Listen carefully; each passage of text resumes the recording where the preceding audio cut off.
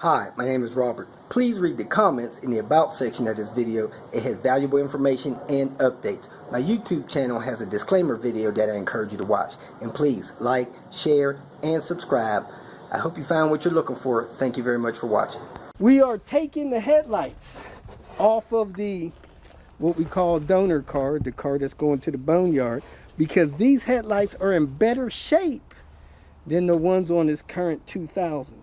So we're going to pull that headlight out, take the lens off, show you the difference with the reflectiveness of the reflector in there that pushes the light out onto the street, and let you guys see that so you can be able to spot this stuff and get some headlights out there. So let's get that light out and let you see it. Here's an example of these headlights being super dim and basically worthless. As you can see, both of these headlights are illuminated, but when you look on this wall in front of me, you can see the driver's side one, but you can't see the passenger side one projecting any light out at all. It's just sitting there glowing and serves no purpose. So that's an example of a bad headlight assembly.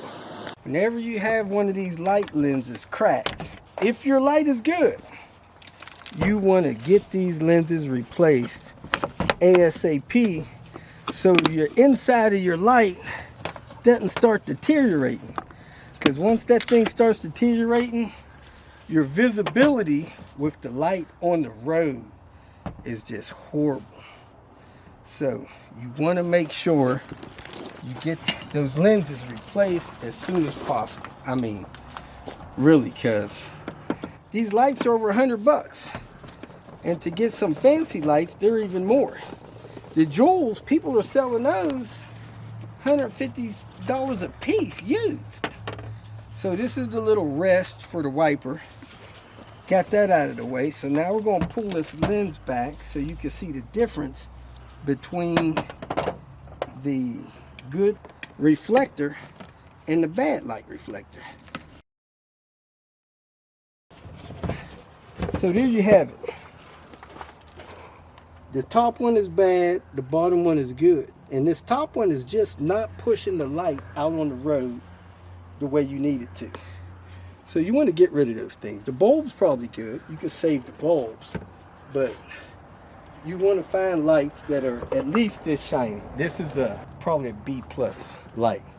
So we're going to put this lens in here, snap those clips back around it, and put this on that car and have a good light. When people's lights go bad, like that one over there, the knee-jerk reaction is to get LEDs and put LED bulbs in there. The light assembly is designed to reflect the light out from those reflectors. LED lights really don't help them. It might help them 20%. It's not the solution. You got to get good reflectors in your lights. Now, you can then go and put LEDs in these. Some people don't like them because they say it blinds people that's coming at them. But if you look at this light here, it has a lot of curvatures in directional beam control in here. So they really don't hurt people coming at them if you put LEDs or HIDs in these lenses.